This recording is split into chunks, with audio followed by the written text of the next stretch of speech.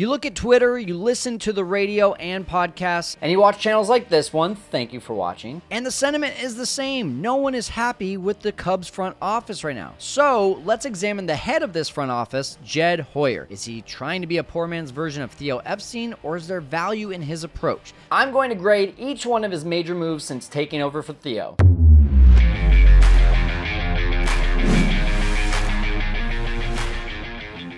Now, when Jed took over for Theo in 2021, Theo knew some big moves were on the way, and he probably saw the writing on the wall. Another rebuild was coming. After handing the torch down to Jed, I felt pretty comfortable and optimistic, and I think a lot of Cubs fans felt the same way. They worked so closely together for 9 years, so you figured a lot of the same leadership qualities would rub off. If you felt the same way, make sure to subscribe to this channel. But now it's been 3.5 years. Hoyer has missed the playoffs in each season. The team has 264 wins to 297 losses as their record, and as I make this on June 20th, 2024, they are in the middle of a season where they were expected to be at the top of the NL Central and find themselves in last place and barely holding on to hope. All of this points to one major question. Is Jed Hoyer on the hot seat? And yes, there's many more questions, like does he have the aggressiveness to be a big market president? Does he have the leadership qualities to make the tough decisions? Does he have the best interests at heart for this team's future, or is it being clouded by trying to just barely make the playoffs this year? But I want to address the main question. Is he on the hot seat? And I'm going to answer this question by grading all of his major moves in his 3+ years of service as the president of operations. So how do you grade these moves? Well, much of this can be very subjective, but I'm going to do my best to use a few metrics to not make this an emotional decision, and hopefully you see it similarly, but if you don't, let me know how you would have graded some of these differently in the comments. Now I'm going to be looking at 20 major transactions and grading them on a scale of 1 to 5, and they will either be in the good deal category or the bad deal category. If they're good, it's a positive 1 to 5. If it's a bad deal, it's a negative 1 to 5. And I'm going to grade these based on 4 metrics. The results of the return, how did the player do after the deal was done? Number 2, the time left on the deal, if a player is playing well or not playing well,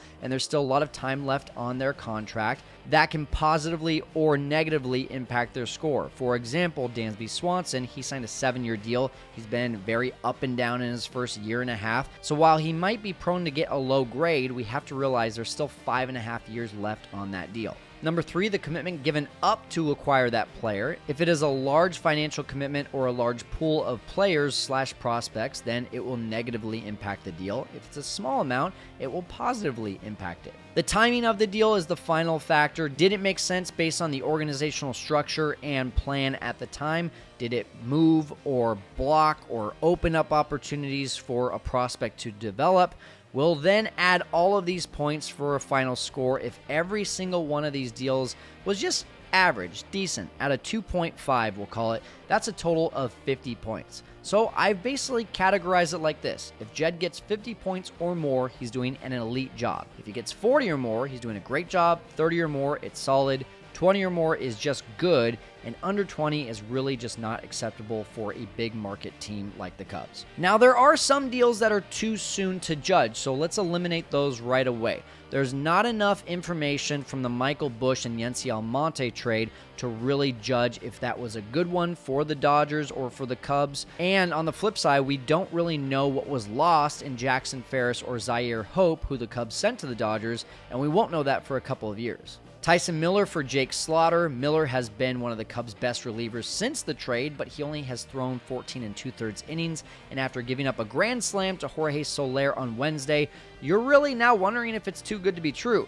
For that reason, we can't grade him quite yet, even though it looks to be really good so far. Hector Neris. Yeah, everyone wants to trade away or DFA Neris, but until his recent struggles, he had a stretch of 21 games where he had a 1.77 ERA. Had you asked me about Neris 4 games ago, you probably would have liked the deal. For that reason, again, it's just too soon. And Craig Counsell. He hasn't completed even half of a season of his 5-year deal. A lot of people are upset with him so far, and we still have a lot to learn about him, so let's just give it some grace and let's not slap a grade on him quite yet. So that means we have these following 20 deals to examine, starting with the crazy 2021 trade deadline. The Javi Baez trade to the Mets for Pete Crow Armstrong, this is pretty obvious. It's a 5. This is solely based on the fact that Javi Baez is now one of the most expensive and worst players in baseball, and PCA, despite not proving himself at the major league level yet, has a very high ceiling and has already proven that he has the glove and the speed to make a difference in any game. Next up, Chris Bryant to the Giants for Caleb Killian and Alexander Canario. Let's put this one on the same category as Javi, but because of the return not being nearly as good as Pete Crow Armstrong, it will have to get a lower grade. But since departing the Cubs, Bryant has only played in a total of 197 games, which also makes him one of the most overpaid players in the game right now.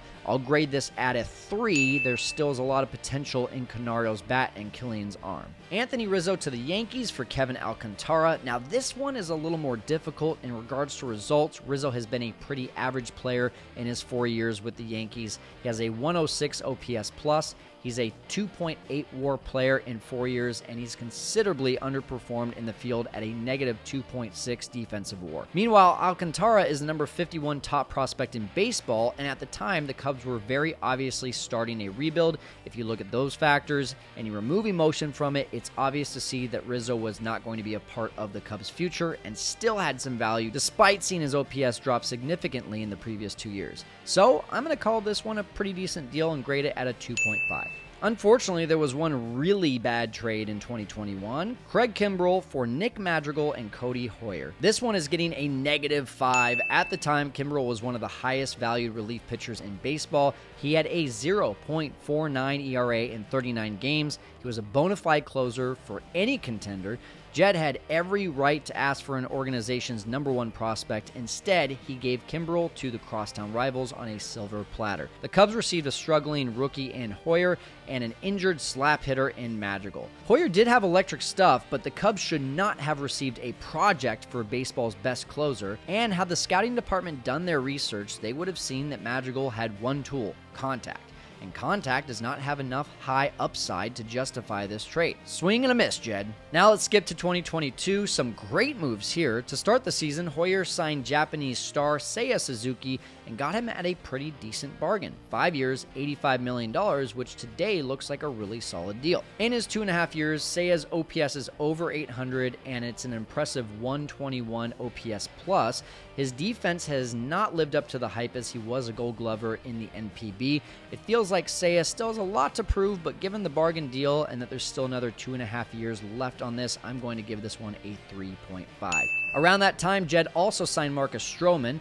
Stroman had flashes of greatness during his time in Chicago, but couldn't put together a complete great season. He signed a 3-year, $71 million deal, but opted out in the final year and is now playing very well for the Yankees. We could look back and say that they should have traded him, but he was a big piece leading up to their playoff run. Unfortunately, his miserable second half of 2023 was part of the unraveling for the Cubs. Because he was expensive and he didn't quite live up to the contract, I'm giving this one a -1. An underrated move was the Yan Gomes signing. Despite recently being DFA'd, Gomes was a big part of Chicago's success in 2023. Gomes was a great personality in the clubhouse. By all accounts, he was great with the pitching staff, and aside from a poor performance in 24, he was pretty good at the plate in his first 2 seasons. I'm giving this one a 2. I could have gone a little bit higher, but the only reason I didn't was because of how steep of a drop-off he had here offensively and defensively in his final season. And the 22 trade deadline turned out to be pretty fruitful for the Cubs. We start off with Scott Effross to the Yankees for Hayden Wesneski. Effross only pitched 13 games for New York before he went down with a back injury, and he has yet to return to the MLB. But Wesneski has had flashes of greatness, and the Cubs have a ton of control over him. I'm grading this one at a 4. Another great trade in the 22 season, David Robertson to the Phillies for Ben Brown. I'm grading this one at a very high 5. Robertson's one and only job in 2022 was to prove that he had trade value. He outperformed those expectations at the age of 37, and in return, the Cubs got a young top prospect in Brown with huge potential and huge upside. 2 years later, Brown is a major part of the Cubs staff. Well done, Jed. But there were 2 moves that were not made at the 2022 deadline, and the moves that were not made also deserve a grade. Wilson Contreras and Ian Happ's trade values were at an all-time high, and they were obvious trade targets for any contender.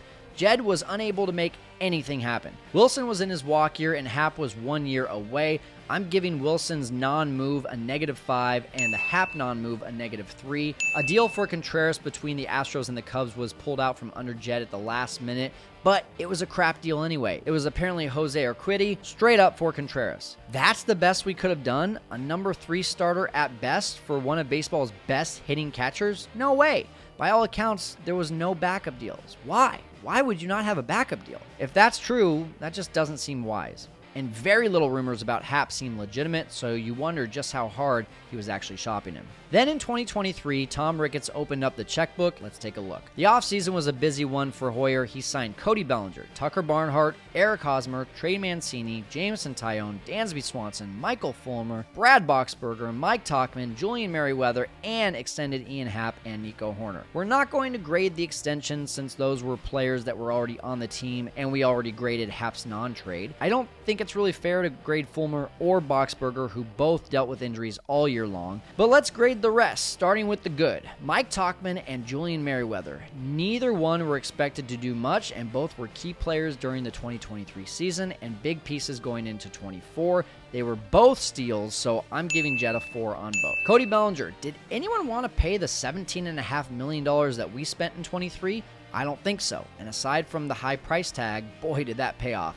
I'm giving Jed a 4 on this combined 23 and 24 signing. It was really impressive in 24 to see him not given to Scott Boras's unreasonable demands to ink a 7-year deal for Bellinger. The Cubs ended up getting for 3 years, and the only reason I'm not giving this one a 5 is because he has not lived up to that contract so far. The Cubs are likely going to have to fulfill the next 2 years, and it will be expensive for a guy who has just a 113 OPS plus here in 24. Tucker Barnhart, this is a quick one. Total flop. He was a backup catcher and cheap, so for that reason I'm only giving it a -2. Jameson Taillon. Jed signed him to a 4-year $68 million deal, and the hope was that he would be a mid-3 ERA guy, slotted in as the number 2 or 3 starter. JMO was horrendous in his first 14 games, though, posting a 6.93 ERA, and the Cubs lost 12 of those 14 starts. Since then, though, he has posted a 3.25 ERA in his last 27 games. That spans over 152 innings pitched. His overall numbers as a Cub are below average from what we would have expected out of him, but given that 2/3 of his Cubs career has been way above average, I'm fairly pleased.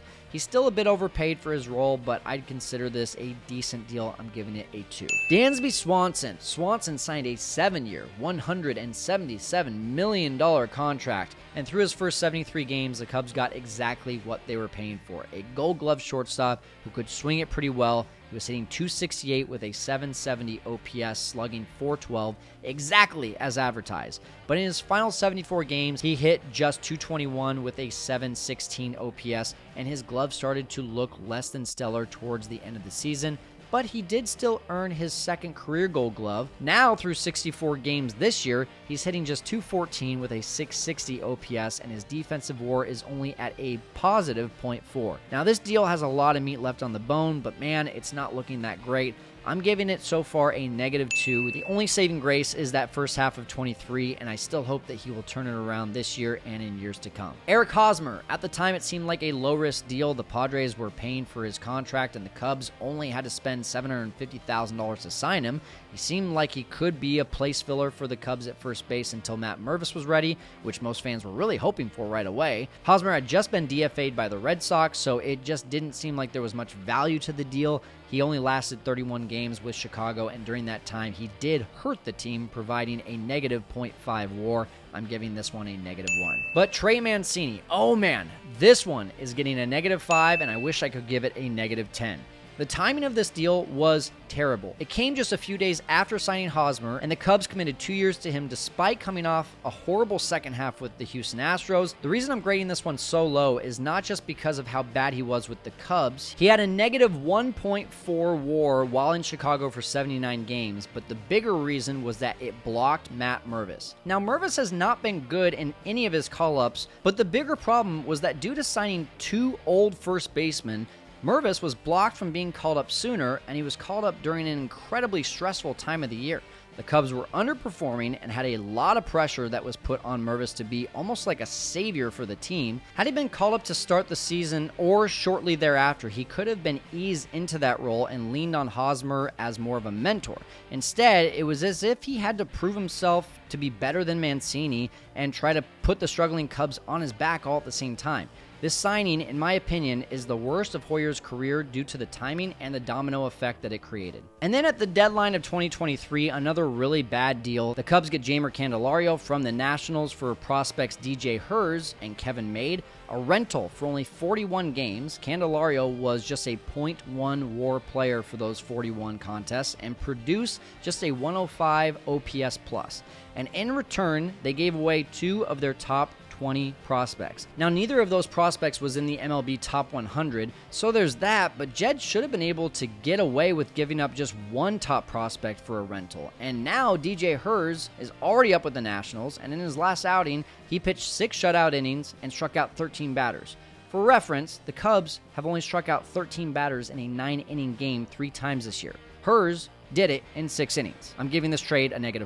But let's end with a great deal. Shota Imanaga, a total steal. He's pitched better, stayed healthier, and won more games than Yoshinobu Yamamoto, and he's done it for about 1/10 of the price. This was an incredible deal for Hoyer, and I want to give it a 5, but because there's still a lot of time left on this contract, I'm giving it a 4. So if we add all these together, the results are a 15. And guys, again, I said if he came out with anything under a 20, it's not good. So to come out with a 15, it's just not acceptable. This pretty much solidifies it for me. Jed is not the guy. Tom Ricketts, it's your turn. Bring in the big dogs. If you enjoyed this, make sure you watch my conversation with Brett Taylor from Bleacher Nation about the state of the Cubs organization.